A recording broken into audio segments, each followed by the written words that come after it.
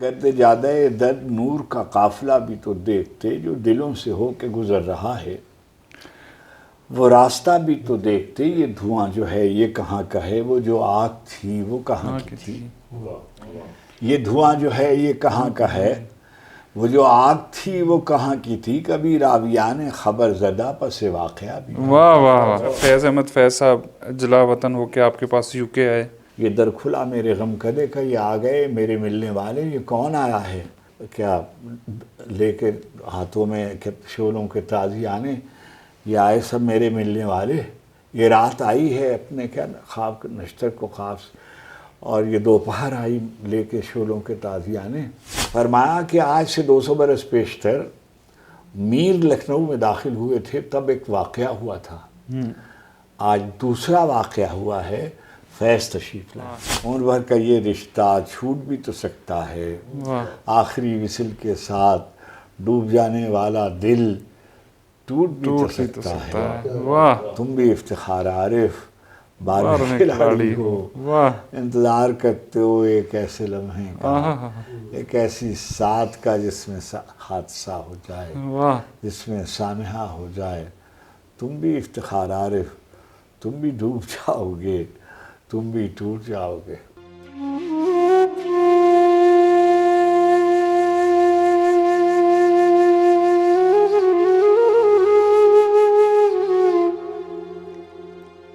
آپ کا یوسفی صاحب سے بڑی محبت تھی، اور کیا ہم یوسفی دور میں ایک ہیں اس وقت؟ ایک تو یہ بتا دیجیے گا، دوسرا فیض احمد فیض صاحب جلا وطن ہو کے آپ کے پاس یو کے آئے۔ یوسفی صاحب تو ملازمت کے سلسلے میں وہاں تشریف لائے تھے۔ میرا ان کے بارے میں خیال ہے، جو میں نے بہت ہی بڑے فورمز پہ یہ بات کہی ہے کہ بلحاظ نثر صاحب اسلوب بہت کم لوگ ہمارے زمانے میں گزرے ہیں۔ اگر آپ حساب لگائیں تو جیسے غالب ہے وہ صاحب اسلوب نثر نگار ہے، محمد حسین آزاد ہیں وہ صاحب اسلوب نثر نگار ہیں، ہمارے زمانے میں مختار مسعود صاحب نثر صاحب اسلوب نثر نگار ہیں، اور مشتاق احمد یوسفی صاحب ہیں جو صاحب اسلوب نثر نگار ہیں، مگر کوئی نثر نگار ان سے 4 کتابیں ان کی ہیں، ٹھیک ہے؟ ٹھیک ہے۔ عام طور پر ایسے ہوتا ہے تھن آؤٹ کرتا جاتا ہے آدمی، فیض صاحب تھن آؤٹ کرتے گئے کہ نقش فریادی، دست صبا، زندہ نامہ، سر وادی سینہ، دست تہ سنگ، میرے دل میرے مسافر، وہ بار ایام وغیرہ، جو یہ کتابیں تو ہیں ہی فیض صاحب کی کتابیں ہیں، جی، اور وہ جو کمزور کلام ہے وہ فیض صاحب کا کمزور کلام ہے، مطلب یہ کہ وہ ہے تو اس کی منزلت تو وہی ہے۔ ناصر کاظمی ہے ایک شاعر، اب ناصر کاظمی کی جو برگ نئے ہے، اس کی جو معراج ہے، اس سے دیوان کی معراج کہیں آگے کی بات ہے نا؟ تو گویا انتقال کے وقت بھی ان کا جو کریٹیو گراف تھا وہ بہت طاقتور تھا، بہت ہے نا؟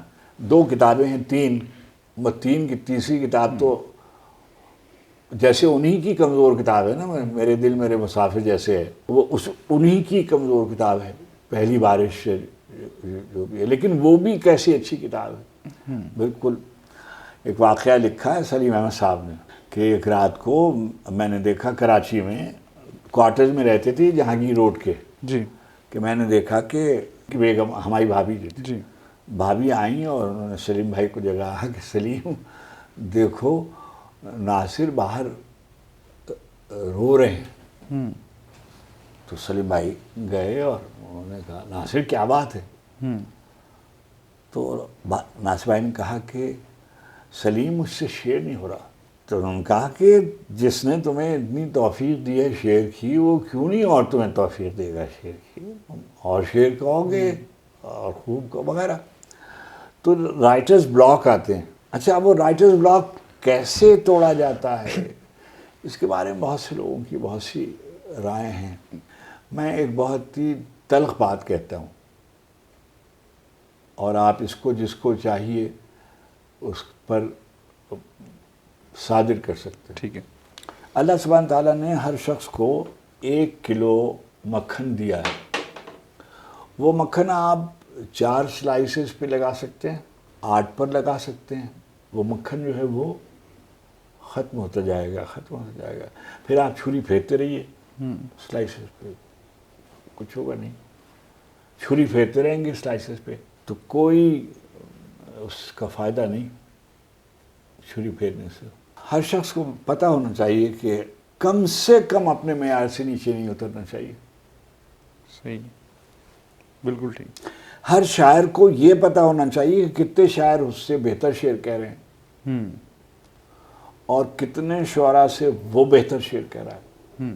میں اس کے لیے کوئی محفل سجانے کی ضرورت نہیں ہے, تو پتہ چل جاتا ہے کون کتنے بہتر شعر کہہ رہا ہے. کیا رسالے نکالتے ہیں اپنے لیے, جب بس نہیں چلتا ہے تو خود اپنی مدح میں رسالے نکال. میں بہت بدتمیز ہوتا تھا, تو میں نے ایک دفعہ کراچی کے ایک بزرگ کے بارے میں لکھا کہ انہوں نے وہ رسالے نکالتے اپنی مدح بہت شعر ہوتے تھے, فلاں کی شاعری اور فلاں کا مضمون ہوتا تھا. تو میں نے ایک ہائیکو شرارتاً لکھا کہ سوال یہ ہے مدیر اعلیٰ, سوال یہ ہے جناب اعلیٰ, سوال یہ ہے جناب اعلیٰ, مدیر اعلیٰ نے یہ رسالہ خود اپنی مدح میں کیوں نکالا؟ آپ اچھا یہ جو سب باتیں کرتی ہیں نا جی, اس سے کوئی فائدہ نہیں ہوتا. یعنی توجہ ذرا سی دیر کو آپ کی طرف ہوتی ہے, اس کے علاوہ کوئی فائدہ نہیں. پھر وہ ادھر منہ کر لیتا ہے, کیا ہے یار, یہ کیا ہے, یہ کیا کر رہا ہے یار, یہ کیا کر رہا ہے, یہ کیا کر رہا ہے. سر, جلا وطنی میں فیض صاحب سے جو آپ کی ملاقات رہی, اس میں کوئی ایسی بات فیض صاحب نے آپ کو کہی ہو جو وہ محسوس کرتے ہوں وطن سے جدائی کے حوالے سے, وطن سے محبت کے حوالے سے؟ کیا خیالات تھے ان کے سر؟ 2 باتیں میں آپ سے کرتا ہوں. جب کسی کو بائیں بازو کو برا بھلا کہنا ہوتا ہے تو ان کو ایک ہی آدمی میسر آتا ہے کہ وہ فیض صاحب کو برا بھلا کہہ دے, تو اس کے دل کی بڑاس نکل جاتی ہے. ٹھیک ہے. چنانچہ اور جو دائیں بازو کا آدمی ہے وہ ان کو کہتا ہے کہ یہ ملحد تھے اور فلاں تھے. 2 چھوٹے چھوٹے واقعات آپ سر ضرور, کیونکہ میں نے لکھ بھی دیا یہ جی. ایک روز روشن علی بھیم جی صاحب کے یہاں کھانا تھا. ایک صاحب تشریف لائے میرے پاس, مجھ سے کہنے لگے افتخار صاحب کل 11 بجے اردو مرکز میں میں آپ کے طرف آ رہا ہوں, فیض صاحب نے مجھے کہا ہے کہ وہاں آ جائیں. تو میں نے کہا آپ ضرور تشریف لائیے, مگر میں نہیں ہوں گا. اس نے جا کے فوراً ہی فیض صاحب سے کہا کہ وہ تو کہہ رہے ہیں کہ وہ نہیں ہوں گے. ٹھیک ہے. ایسے کمرہ ہوتا ہے جیسے اس میں کھانا تھا, تو فیض صاحب میری طرف اپنے مشروب کے ساتھ آئے اور مجھ سے کہنے لگے ہاں بھائی کیا ہے, ایکل کا کیا قصہ ہے؟ تو میں نے کہا سر کل میں 11 بجے دنیا کے سب سے بڑے انقلابی کے جشن ولادت میں جا رہا ہوں. تو کہنے لگے کون؟ میں نے کہا امام حسین علیہ السلام. 410 سالہ جشن ولادت ہے لندن یونیورسٹی میں. کہنے لگے مجھے لیتے جانا. میں نے کہا یہ تو بڑا مشکل کام ہو گیا. نارنگ میرے یہاں ٹھہرا ہوا تھا. اب میں اور میری اہلیہ, میں تو گاڑی چلاتا نہیں جی, تو میری اہلیہ اور فیض صاحب نارنگ اور میں گئے لوگن ہال. تو جیسے ہی لوگوں نے دیکھا کہ فیض صاحب آئے ہوئے ہیں تو اوپر سے شارب ردولوی اور تو فلاں, تو صادق حسن, تو شبیر حسن بھائی اور رضا علی عابدی, ادھر یاور عباس, سب ادھر ادھر سے کوئی آ رہا ہے تو پیر چوم رہا ہے, کوئی آ رہا ہے ہاتھ چوم رہا ہے, کوئی ان کو بٹھا رہا ہے. وہ تشریف لے گئے. اب آپ کو معلوم ہے کہ انہوں نے امام کا مرثیہ بھی لکھا. اب آپ کہتے رہیے وہ ایسے تھے اور ایسے تھے اور ایسے تھے اور ایسے. میرے ساتھ گئے ہوئے ہیں, میرے ساتھ ان کی تصویریں, ادھر عاشور کا آدمی کھڑا ہوا ہے اور ادھر نارنگ کھڑا ہوا ہے, میں کھڑا ہوا ہوں, اور زوال حسین زیدی صاحب کھڑے ہوئے ہیں. پیچھے ایک ہجوم اور تصویر چھپی ہوئی ہے اور میں ان کو لے گیا. میرے دونیم کے مقدمے میں میری زندگی کا حاصل ہے وہ جملہ جو انہوں نے میرے بارے میں لکھا. کہ جب ساری دنیا قیس و فرحات کا ذکر کر رہی تھی تو یہ پہلا آدمی ہے جس نے کربلا کا استعارہ استعمال کیا. یہ فیض صاحب لکھا ہوا ہے, آپ گھر جا کر دیکھ لیجیے گا, میرے دنیم میں لکھا ہوا ہے.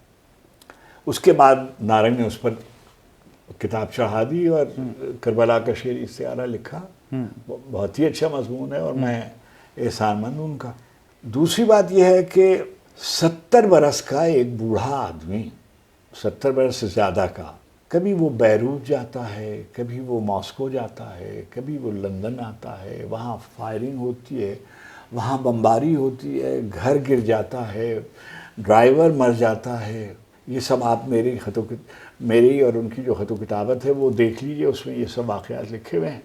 اس میں لکھا ہوا ہے کہ رات کو بمباری ہوئی اور فلاں جو تھا وہ شہید ہو گیا اور یہ ہوا, اور رات کو کچھ تک بندی ہوئی, وہ میں تمہیں بھیج رہا ہوں. اور تک بندی وہ جس کو کہتے ہیں, وہ یہ در کھلا میرے غم کدے کا, یہ آ گئے میرے ملنے والے, یہ کون آیا ہے کیا لے کے ہاتھوں میں شعلوں کے تازیانے, یہ آئے سب میرے ملنے والے, یہ رات آئی ہے اپنے کیا خواب نشتر کو خواب سے, اور یہ دوپہر آئی لے کے شعلوں کے تازیانے, یہ آئے سب میرے ملنے والے, یہ جن سے دن رات واسطہ ہے. وہ کون کب آیا کب گیا ہے, نظر کو خبر کہاں ہے, سوال سوئے رتن خیال سوئے وطن روا ہے, سمندروں کی عیال تھامے کئی طرح کے سوال تھامے, سمندروں کی عیال تھامے کئی طرح کے, وہ پوری جو نظم ہے وہ آپ دیکھ لیجئے. میرے دل میرے مسافر ہیں, کیسی بے چارگی کی نظم ہے. مجھے یاد ہے جب میں نے یہ اس کتاب کی لانچ کی لندن میں, تو میں ہوں اور ضیاء محی الدین ہیں اور زہرا آپا ہیں اور فیض صاحب ہیں. تو زہرا آپا نے وہ نظم اپنے لحن میں پڑھی. جس وقت وہ پڑھ رہی تھیں تو فیض صاحب کی آنکھیں نہیں, صرف فیض صاحب کی آنکھیں نہیں, پورے مجمع کی آنکھیں جو تھیں وہ نم تھیں. اچھا, ہم ان کو کہتے رہتے ہیں, ایک سطر آپ دکھا دیں کہ فیض صاحب نے کبھی بھی پاکستان کے بارے میں کوئی بات ایسی کہی ہو جو ناگوار ہو. ایک دن مجھ سے کہنے لگے کہ ارے بھائی وہ آپ کے استاد نے تو بہت شرمندہ کیا. تو میں نے کہا سر, کہنے لگے ہم دلی سے آ رہے ہیں تو لکھنؤ گئے تھے, تو لکھنؤ میں انہوں نے بھائی بارادری کے محل میں ہمارا جشن کیا تھا. تمہارے استاد جو ہیں شبیر حسن نونہروی سے, انہوں نے اس کی صدارت فرمائی اور انہوں نے ایک ایسی بات کہہ دی کہ میں بہت شرمندہ ہوا. مجھے بعد میں وہ بات بھی دوسروں نے بھی بتائی. وہ بات کیا تھی؟ فرمایا کہ آج سے 200 برس پیشتر میر لکھنؤ میں داخل ہوئے تھے, تب ایک واقعہ ہوا تھا. آج دوسرا واقعہ ہوا ہے, فیض تشریف لائے. فیض صاحب پھر رہے تھے ادھر سے ادھر, نوکری کوئی نہیں تھی. جیوتی باسو مشرقی بنگال میں چیف منسٹر تھے, انہوں نے اقبال چیئر قائم کی, فیض صاحب کو مدعو کیا اور فیض صاحب نے جانے سے انکار کیا. آپ کو اندازہ نہیں ہے کہ لوٹس میں کتنے کم مشاہرے پہ کام کر رہے تھے. لوگ باتیں کرتے ہیں کہ بڑے بڑے, آپ آئیے تو صحیح, رہیے تو صحیح 2 دن. 70-72 برس کا آدمی کبھی لندن میں ہے, کبھی اس گھر میں ہے, کبھی اس گھر میں ہے, کبھی یہاں چلا جا رہا ہے, کبھی وہاں چلا جا رہا ہے. بچے نہیں, منیزہ سلیمہ ان کے بچے, دیکھا ہی نہیں ان بچوں کو بہت دیر. جو پرسنل ایگنی, اور کیا قصور کیا ہے, صرف یہی قصور ہے کہ وہ غریبوں کے بارے میں, مظلوموں کے بارے میں لکھتے ہیں. انہوں نے پاکستان کو تماشا نہیں بنایا. تقریر کی کہ آپ نے بڑی عزت بخشی میری زبان کو, آپ نے بڑی عزت بخشی میرے ملک کو کہ آپ نے مجھے میر کے حوالے سے یاد کیا. بعض صفات ان میں ایسی تھیں کہ جو کسی اور شاعر میں بلا خوف تردید میں کہتا ہوں, کسی اور ادیب میں, کسی اور انسان میں بھی میں نے نہیں دیکھی اتنی خصوصیات. کبھی کوئی ناشائستہ بات, کبھی کوئی تلخ بات, کوئی فضول گاسپ میں حصہ, کوئی. It was as pure as a child. And a great poet. آپ بتائیے, he was ranked with Nazim Hikmat, he was ranked with Neruda and Agustin Neto and Ahmad Shamilu, Nazrul Islam. Great poet he was. Nobody like him ever was.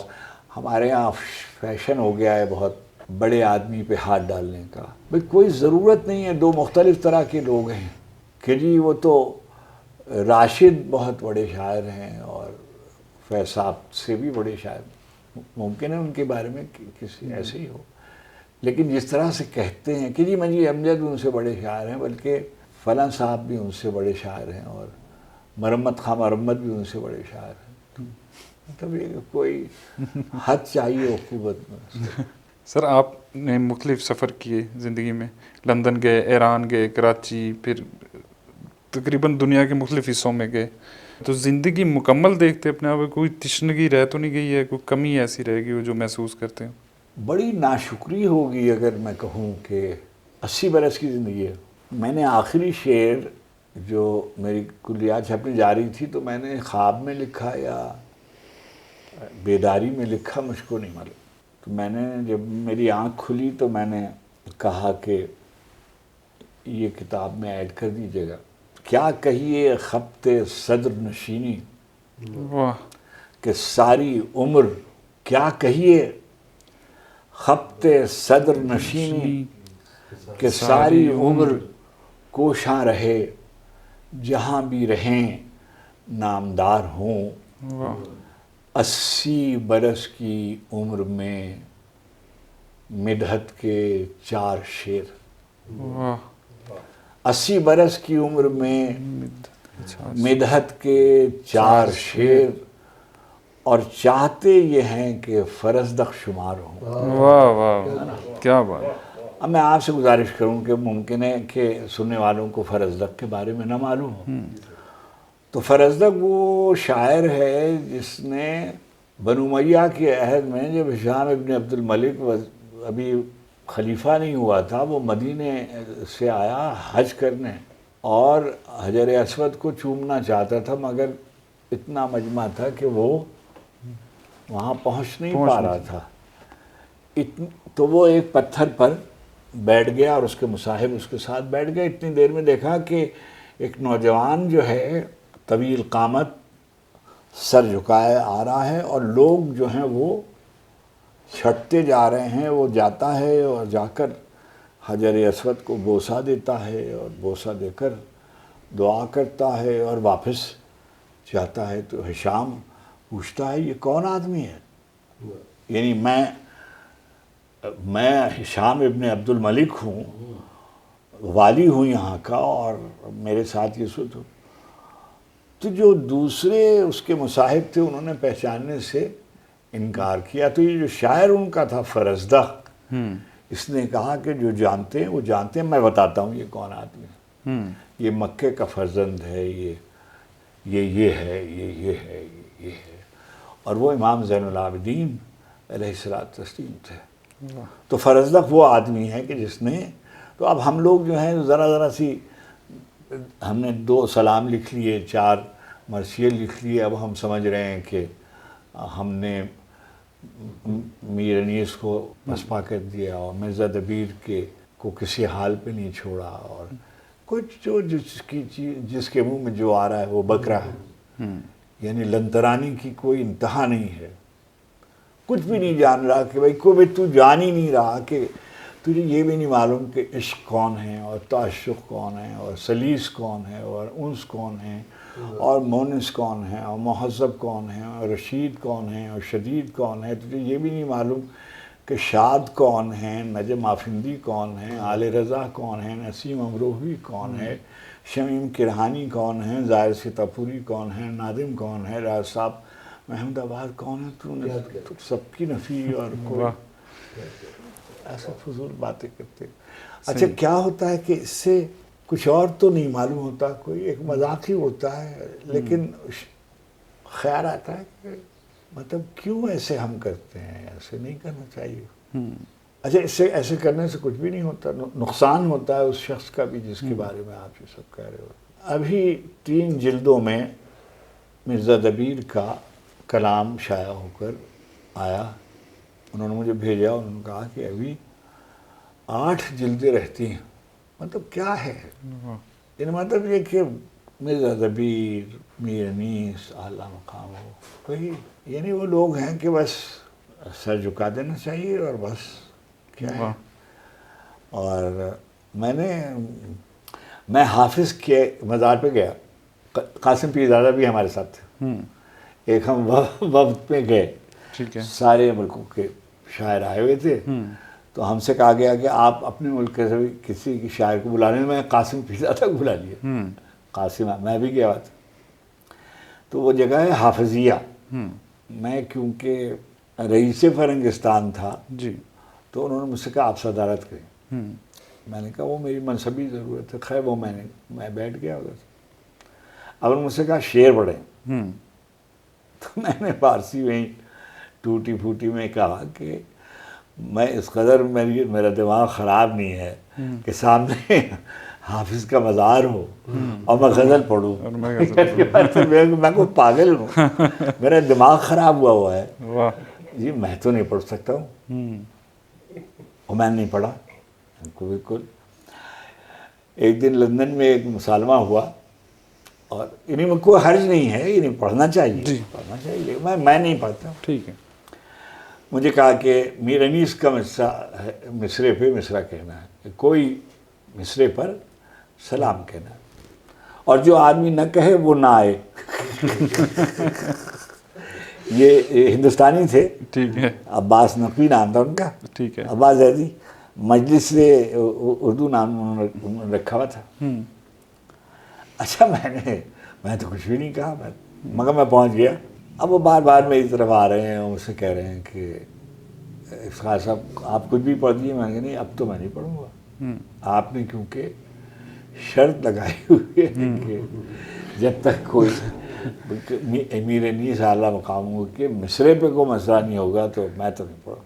اتنی دیر میں کچھ مجھے جیسے خیال آیا کہ یہ میں کوئی گستاخی تو تکبر تو نہیں میں کر رہا ہوں, یعنی یہ بھی ایک اظہار تکبر کی صورت ہوتی. تو میں نے ایک شعر کہہ لیا, اور میں نے کہا عباس چلو میں تمہیں ایک شعر سناؤں. پھر میں نے وہاں جا کے ایک شعر پڑھ دیا. کہاں علو زمین انیس, کہاں علو زمین انیس اور کہاں ہم, کہاں علو زمین انیس اور کہاں ہم, جو اس طرف کوئی آئے تو سر جھکا کے چلے. اچھا وہ زمین وہ تھی نا کوئی ہوا کے چلے, تو میں نے کہا کہاں علو زمین انیس اور کہاں ہم, جو اس طرف کوئی آئے تو سر جھکا کے چلے. اچھا میر انیس کا گھر کا جو گھر اور جو مزار ہے وہ میرے گھر سے اتنی دور ہے جیسے یہاں سے وہ جو سامنے والی گلی ہے جی, میرا گھر جو ہے وہ جوہری محلے میں ہے, یعنی میرے بھائی رہتے ہیں وہاں, میری ایک بہن رہتی ہے, میرے 2 بھائی وہاں رہتے ہیں. ٹکسال ہے وہاں کے قریب جہاں ناسک دفن ہے, مصفی دفن ہے. اچھا خیر, اور مرزا دبیر صاحب اللہ مقام ہو وہ بھی وہاں دفن ہے. اور یہ جو خاندان غفرہ مآب ہے اس کی چھتیں میری چھتوں سے ملتی, ہماری چھتوں سے ملتی ہیں. اور سوداگر کا امام باڑہ جو ہے وہ میرے گھر کی چھت سے ہم اس پہ جا سکتے, ان کی چھت پہ. لکھنؤ یاد آپ نے بہت کرایا آج. جب میں ٹی وی پہ کام کرتا تھا تو جوش صاحب نے ایک دفعہ مجھے کچھ 2 رباعیاں لکھ کے بھیجیں, اور کچھ ایسے القاب مجھے لکھ کے بھیجے جو میں بیان نہیں کر سکتا ہوں. اس میں ایک شعر, ایک سفارش انہوں نے کی کہ میرے استاد تھے عزیز لکھنوی, یہ ان کے صاحبزادے ہیں, ان کو آپ سے کوئی کام آ پڑا ہے. اور ان کو کام کیا تھا, ٹی وی میں کام کرنا چاہتے تھے. تو میں نے ان کو کسی پروڈیوسر کے سپرد کر دیا کہ لے جاؤ ان کو کوئی کام دے دیں. مکھڑوں سے پٹی راج دلاری گلیاں, مکھڑوں سے پٹی راج دلاری گلیاں, چوتھی کی دلہن کی طرح پیاری گلیاں. مکھڑوں سے پٹی راج دلاری گلیاں, چوتھی کی دلہن کی طرح پیاری گلیاں دل کی نگری سے آہ بھرتی گزریں کل رات کو لکھنؤ کی ساری گلیاں. واہ واہ واہ واہ دل کی نگری سے آہ بھرتی گزریں کل رات کو لکھنؤ کی ساری گلیاں. اور کیا کہ شہر تن میں پھول والوں کی گلی ہے زندگی. شہر تن میں پھول والوں، یہ ہمارے محلے کا نام ہے. شہر تن میں پھول والوں کی گلی ہے زندگی، گردن آفاق میں چمپا کلی ہے زندگی، ہے نا. تو ہمارے ہاں جو لکھنؤ سے بہت محبت کی گئی ہے. ہمیں اپنی کمزوریوں کا علم تھا. اے حسین کربلا، اے مہمان لکھنؤ، اے حسین کربلا، اے مہمان لکھنؤ، تیرے قدموں کی بدولت اب ہے شان لکھنؤ. اپنے پیروں پر کھڑے ہونے کی طاقت کھو چکے، جیتے ہیں تیرے سہارے ناتوان لکھنؤ. ہم غریبوں کی طرف سے چند آنسو ہوں قبول، اور دے سکتے ہیں کیا ہم مفلسان لکھنؤ. بس چلے گا چاہنے والوں کا تیرے اے حسین، تیرے روضے کو اٹھا لائیں میان لکھنؤ. بس چلے گا چاہنے والوں کا تیرے اے حسین، تیرے روضے کو اٹھا لائیں میان لکھنؤ. خلد میں شام و سحر کی مجلسوں کے واسطے، خلد میں شام و سحر کی مجلسوں کے واسطے فاطمہ چن لے گئیں دو خوش بیان لکھنؤ. خلد میں شام و سحر کی مجلسوں کے واسطے فاطمہ چن لے گئیں دو خوش بیان لکھنؤ. ایک انیس دو جہاں ہے، ایک دبیر کائنات، ایک جسم لکھنؤ ہے، ایک جان لکھنؤ. ایک جسم لکھنؤ ہے. اور دیکھیے لف و نشر مرتب ہے. تیرے اکبر پر تصدق، تیرے اصغر پر نثار، تیرے اکبر پر تصدق، تیرے اصغر پر نثار، ہر جوان لکھنؤ، ہر بے زبان لکھنؤ. واہ کیا بات. تیرے اکبر پر تصدق، تیرے اصغر پر نثار، ہر جوان لکھنؤ، ہر بے زبان لکھنؤ. 2 مہینے 8 دن تک تیرے ماتم میں حسین، 2 مہینے 8 دن تک تیرے ماتم میں حسین، عرش سے جا جا کے ٹکرائی فغان لکھنؤ. کیا بات. اے حسین. تو ہمارے ہاں عزاداری بہت اچھی ہوئی. ایسی عزاداری پھر ہم نے نہیں دیکھی نہیں. سر دور جدید میں کوئی جدید شعراء میں کوئی ایسا شاعر ہو جو آپ سمجھتے ہوں کہ بہت اچھا شاعر ہے؟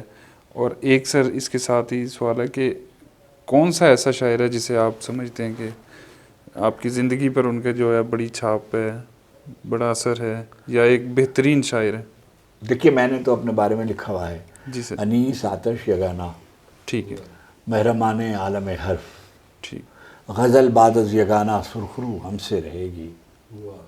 مخاطب کوئی بھی ہو گفتگو ہم سے رہے گی، ہم ہی کھینچیں گے فرد بے دلی پر خط تنسیخ وغیرہ. انیس آتش یگانہ محرمان عالم حرف، اور اب اس سلسلے کی آبرو. جدید شعراء میں تو کوئی، میں دیکھیے یہ ایک فتنے اور فساد کی بات ٹھیک ہے. ہے. لیکن ایک بات کہنی چاہیے. جی. کچھ شعراء ہیں جو مثلا ہم سے یعنی میرے پیش رو تھے. احمد فراز صاحب تھے، منیر تھے، ظفر بھائی ہیں، شہزاد تھے، اس سے اوپر ناصر تھے، عزیز حامد مدنی تھے، سلیم احمد تھے، محشر بدایونی تھے. یہ لوگ تھے، ہے نا، اتنے لوگ تھے. اچھا یہ تو وہ شاعر ہو گئے. پھر رسا تھے، جان تھے، عطا نفیس تھا، عبید اللہ علیم تھا، فہمیدہ تھی، زہرا آپا تھیں، ادا تھیں. اتنا بڑا ہجوم تھا. تو کوئی ایک کہ میں کہوں کہ یہ نہیں مطلب ایسے نہیں ہوتا، اب ایسے نہیں ہوگا، اب ایسے ہوگا کہ اب کوئی آدمی ایک حافظ نہیں ہوگا، ٹھیک ہے، کوئی سعدی نہیں ایک ہوگا، کوئی فردوسی ایک نہیں ہوگا، اب بہت سے لوگ ہوں گے جو مل کر ایک زمانے کی سچائی کو بیان کر رہے ہوں گے. کسی ایک شاعر کے ایمانی نقطہ نظر سے بس کا کام نہیں رہا. نہیں ہے. دنیا کی اس قدر تنوع ہے. اچھا بھائی آپ کی دنیا کیا ہے؟ میں کہا کرتا تھا کہ بھائی دنیا یہاں سے F10 سے لے کے F11 تک تو نہیں ہے، دنیا تو بڑی بہت وسیع ہے، اتنی بڑی دنیا ہے. لاطینی امریکہ ہے، افریقہ ہے، کہاں کا آپ کیا غرہ، کیا آپ کی زبان، کیا اس کا اثر و نفوذ. فلاں آدمی جو ہیں وہ بڑے شاعر ہیں، آفاقی منظر. ابے کاہے کے آفاقی، آپ کو کون جان رہا ہے، کون مبالغے پہ آ جائیے تو جو بھی آپ کو چاہیے اپنے گھر میں کچھ بھی کر لیجیے. تو میں ابھی آیا ہوں، مجھ کو 7 سال ہو گئے ایران سے آئے ہوئے. ٹھیک ہے سر. ابھی بھی وہاں نئے لوگ آ گئے ہوں گے، جی. میں ان سے واقف نہیں ہوں. میں نے 2-1 کتابیں منگوائیں، وہ میں پڑھ لیتا ہوں. ٹھیک ہے سر. کچھ میری سمجھ میں آتی ہیں، کچھ میری سمجھ میں نہیں نہیں آتی. آتی. پوری طرح سے فارسی سے مجھ کو کوئی تسلط مجھ کو نہیں ہے. ٹھیک ہے. میں پوچھ لیتا ہوں اپنے دوستوں سے، اپنے ایرانی دوستوں سے، خواتین و حضرات سے میری دوستیاں ہیں ان سے پوچھتا ہوں. یہاں جو 2-1 اسکالرز ہیں ان سے پوچھتا ہوں. پوچھنے میں کوئی حرج نہیں ہے. مجھ کو تو اردو کی بھی لغت، میں اردو کے لفظ، میرا کوئی کلام نہیں شائع ہوا جب تک مشفق خواجہ صاحب نے یا شان الحق حقی جب تک حیات تھے انہوں نے دیکھ نہ لیا. مجھے تو کوئی غرہ نہیں ہے کہ مجھے زبان آتی ہے، مجھے کوئی عروج آتا ہے کچھ. سر ایک غزل، ایک 12واں کھلاڑی، یہ 2 سر عنایت کر دیں یہ سننے کے لیے. پس گرد جادہ درد نور کا قافلہ بھی تو دیکھتے، پس گرد جادہ درد نور کا قافلہ بھی تو دیکھتے، جو دلوں سے ہو کے گزر رہا ہے وہ راستہ بھی تو دیکھتے. واہ واہ. یہ دھواں جو ہے یہ کہاں کا ہے، وہ جو آگ تھی وہ کہاں کی تھی. یہ دھواں جو ہے یہ کہاں کا ہے، وہ جو آگ تھی وہ کہاں کی تھی. کبھی راویان خبر زدہ پس واقعہ بھی. واہ واہ واہ. دھواں جو ہے یہ کہاں کا ہے، وہ جو آگ تھی وہ کہاں کی تھی. کبھی راویان خبر زدہ پس واقعہ بھی تو دیکھتے. کیا بات. یہ گلو گرفتہ و بستہ رسن جفا میرے ہم قلم، یہ گلو گرفتہ و بستہ رسن جفا میرے ہم قلم. کبھی جابروں کے دلوں میں خوف مکالمہ بھی. بہت اچھا. یہ گلو گرفتہ و بستہ رسن جفا میرے ہم قلم. کبھی جابروں کے دلوں میں خوف مکالمہ بھی تو دیکھتے. جو ہوا کے رخ پہ کھلے ہوئے ہیں وہ بادباں تو نظر میں ہیں، وہ جو موج خون سے الجھ رہا ہے وہ حوصلہ بھی تو. وہ جو موج خون سے الجھ رہا ہے، وہ جو آب زر سے رقم ہوئی تھی وہ داستان بھی مستند. وہ جو آب زر سے رقم ہوئی تھی وہ داستان بھی مستند. وہ جو خون دل سے لکھا گیا تھا وہ حاشیہ بھی تو دیکھتے. وہ جو خون دل سے لکھا گیا تھا وہ حاشیہ بھی تو دیکھتے. میں تو خاک تھا، میں تو خاک تھا، کسی چشم ناز میں آ گیا ہوں تو مہر ہوں. میں تو خاک تھا، کسی چشم ناز میں آ گیا ہوں تو مہر ہوں. میرے مہرباں کبھی ایک نظر میرا سلسلہ بھی تو. واہ واہ واہ. میں تو خاک تھا، کسی چشم ناز میں آ گیا ہوں تو مہر ہوں. میرے مہرباں کبھی ایک نظر میرا سلسلہ بھی تو دیکھ. پس گرد جادہ درد نور کا قافلہ بھی تو دیکھتے. جو دلوں سے ہو کے گزر رہا ہے وہ راستہ بھی تو دیکھتے. یہ دھواں جو ہے یہ کہاں کا ہے، وہ جو آگ تھی وہ کہاں کی تھی. کبھی راویان خبر زدہ واہ۔ سے واقعہ بھی تو بہت خوبصورت، بہت خوبصورت. خوشگوار موسم میں انگنت تماشائی اپنی اپنی ٹیموں کو داد دینے آتے ہیں، واہ اپنے اپنے پیاروں کا حوصلہ بڑھاتے ہیں. واہ میں الگ تھلگ سب سے 12ویں کھلاڑی کو ہوٹ کرتا رہتا ہوں. میں الگ تھلگ سب سے 12ویں کھلاڑی کو ہوٹ کرتا رہتا ہوں. 12واں کھلاڑی بھی کیا جب کھلاڑی ہے، کھیل ہوتا رہتا ہے، شور مچتا رہتا ہے، داد پڑتی رہتی ہے، اور وہ الگ سب سے انتظار کرتا ہے ایک ایسے موسم کا، ایک ایسے لمحے کا، ایک ایسی ساتھ کا جس میں سانحہ ہو جائے، واہ واہ جس میں حادثہ ہو جائے. واہ واہ. اور وہ الگ سب سے انتظار کرتا ہے ایک ایسے لمحے کا، ایک ایسی ساتھ کا جس میں سانحہ ہو جائے، جس میں حادثہ ہو جائے. پھر وہ کھیلنے نکلے تالیوں کے جھرمٹ میں، واہ ایک جملہ خوشکن، ایک نعرہ تحسین اس کے نام پر ہو جائے سب کھلاڑیوں کے ساتھ، وہ بھی معتبر ہو جائے. واہ. ایک جملہ خوشکن، ایک نعرہ تحسین اس کے نام پر ہو جائے سب کھلاڑیوں کے ساتھ، وہ بھی معتبر ہو جائے. پر یہ کمی ہوتا ہے. پھر بھی لوگ کہتے ہیں کھیل سے کھلاڑی کا عمر بھر کا رشتہ ہے، واہ عمر بھر کا یہ رشتہ چھوٹ بھی تو سکتا ہے. واہ. آخری وسل کے ساتھ ڈوب جانے والا دل ٹوٹ بھی تو سکتا ہے. واہ. تم بھی افتخار عارف 12ویں 12ویں کھلاڑی ہو، واہ. انتظار کرتے ہو ایک ایسے لمحے کا، آہا. ایک ایسی ساتھ کا جس میں حادثہ ہو جائے، واہ جس میں سانحہ ہو جائے.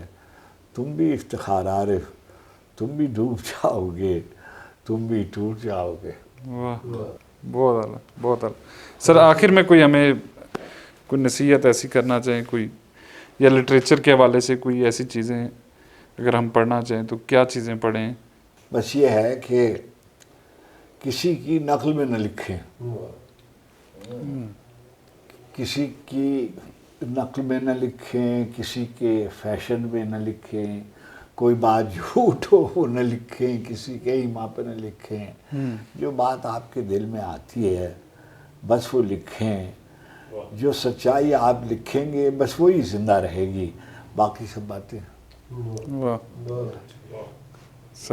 سر شکریہ آپ کا، آپ نے وقت دیا، اور آپ علیل بھی ہیں، اس کے لیے بھی سر دعا کریں گے. اللہ پاک آپ کو صحت، اللہ کریم اللہ پاک آپ کو صحت دے جی. اللہ اپنے زمان میں رکھے، اور بس توفیق دے کہ بس جو بھی خدمت کر سکے ہم نے کی، اور اللہ ہمیں شکر گزار بندوں میں شمار کرے، بس یہ ہے. Sir thank you sir.